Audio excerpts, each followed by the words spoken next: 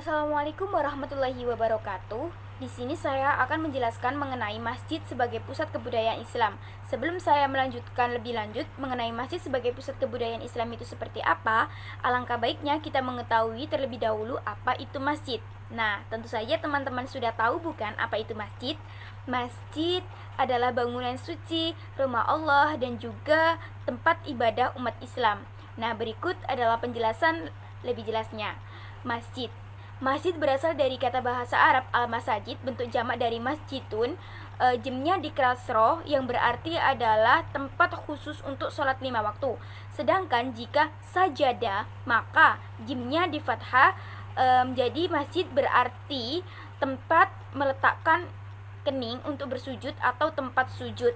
Nah, jika diartikan secara luas atau terminologi, menurut Muhaimin dan Abdul Mujid 1933, masjid diartikan sebagai tempat khusus untuk melakukan aktivitas ibadah dalam artian luas.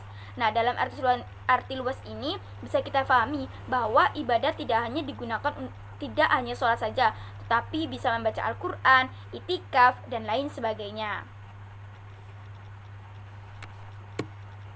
Masjid adalah institusi pertama yang didirikan oleh Rasulullah pada periode Madinah. Masjid pertama yang didirikan oleh Rasulullah adalah Masjid Quba, kemudian disusul dengan Masjid Nabawi.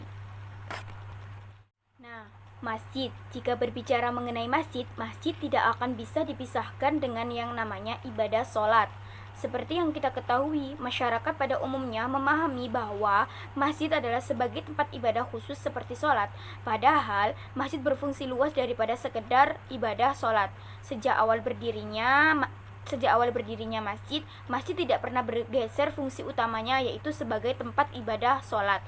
Namun, perlu diketahui bahwa masjid di zaman Nabi berfungsi sebagai pusat peradaban. Seperti Nabi mensucikan jiwa kaum muslimin di mana? Di dalam masjid. Kemudian belajar mengajar di dalam masjid.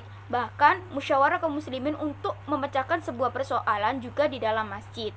Nah, jadi bisa disimpulkan atau bisa kita ketahui bahwa masjid tidak berfungsi hanya sebagai tempat untuk sholat saja, tetapi untuk kegiatan peribadatan dan juga peradaban. Nah, ini diperkuat dengan penjelasan di buku daras pada halaman 201, yaitu yang berbunyi, selama sekitar 700 tahun sejak Nabi mendirikan masjid pertama, fungsi masjid masih kokoh dan orisinil sebagai pusat peribadatan dan peradaban. Nah, kemudian ada peran dan juga fungsi masjid. Sebelum kita mengetahui peran masjid dan juga fungsi masjid, alangkah baiknya kita mengetahui dulu apa itu peran dan juga apa itu fungsi. Nah, peran adalah sesuatu yang jadi bagian utama atau memegang pelaku utama dalam terjadinya suatu hal atau peristiwa. Sedangkan fungsi adalah jabatan yang dilakukan, pekerjaan yang dilakukan, kerja sesuatu bagian, atau bisa diartikan sebagai kegunaan, ya kan. Lebih umumnya itu adalah kegunaan. Nah, peran masjid adalah keterlibatan pengurus, pengelola dan kepengurusan organisasi masjid dalam upaya menumbuh kembangkan peradaban dan kesejahteraan manusia. Nah, selanjutnya ada peran dan fungsi masjid. Sebelum mengetahui peran dan fungsi masjid, alangkah baiknya kita mengetahui terlebih dahulu apa itu peran dan juga apa itu fungsi. Nah, peran adalah suatu yang jadi bagian atau memegang pelaku utama dalam terjadinya sesuatu hal atau peristiwa. Itu menurut Purwadarminta 1976 pada halaman 283. Sedangkan fungsi adalah jabatan yang dilakukan, pekerjaan yang dilakukan, kerja sesuatu bagian, atau bisa disebut kegunaan lah ya. Nah, peran masjid adalah keterlibatan pengurus, keorganisasian, pengelola, kepengurusan organisasi masjid dalam upaya menumbuh kembangkan peradaban dan kesejahteraan manusia. Sedangkan fungsi seperti yang kita ketahui, masjid sebagai tempat peribadatan dan juga peradaban. Nah, kini sudah mulai sadar dan tumbuh bagi umat Muslim akan pentingnya peranan masjid untuk mencerdaskan dan mensejahterakan jamaahnya. Fungsi dan peran masjid waktu ke waktu terus meluas. Nah, selain sebagai tempat beribadah, berikut adalah fungsi-fungsi masjid. Masjid sebagai tempat ibadah, masjid sebagai tempat beriktikaf, membersihkan hati, belajar keagamaan, atau mengembangkan hati. Masjid sebagai tempat bermusyawarah kaum muslimin sebagai peradabannya. Masjid sebagai tempat kaum muslimin berkonsultasi termasuk peradaban. Masjid adalah tempat membina keutuhan ikatan jamaah dan kegotong royongan di dalam mewujudkan kesejahteraan bersama termasuk peradaban. Masjid sebagai tempat meningkatkan kecerdasan taklimul muta'alim juga termasuk peradaban. Masjid sebagai tempat pembinaan kader-kader umat juga termasuk peradaban. Masjid sebagai tempat mengumpulkan dana, menyimpan dan membagikannya.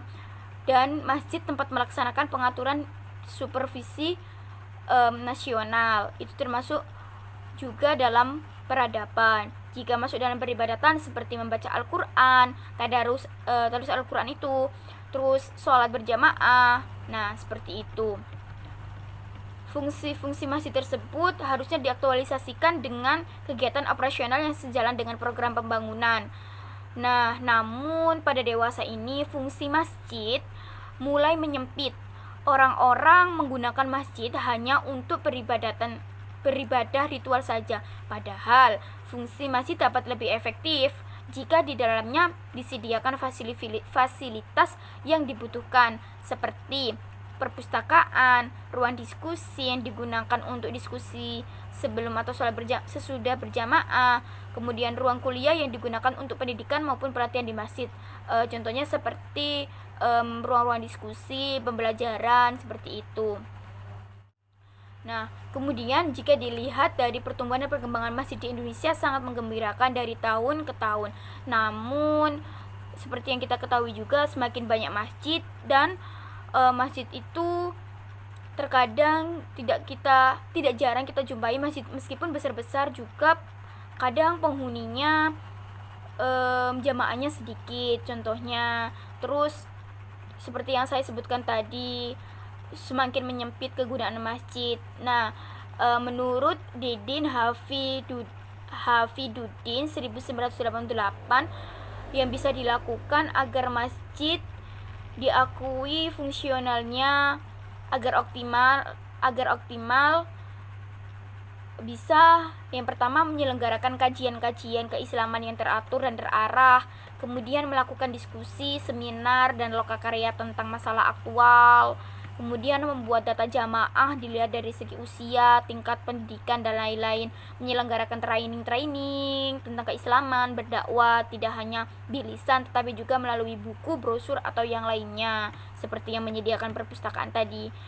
Nah, dengan kegiatan-kegiatan tersebut diharapkan masjid bisa kembali fungsinya yang optimal seperti pada zaman Rasulullah, yaitu sebagai peribadatan dan juga peradaban. Terima kasih, itu saja yang bisa saya sampaikan. Mohon maaf apabila ada kesalahan. Wassalamualaikum warahmatullahi wabarakatuh.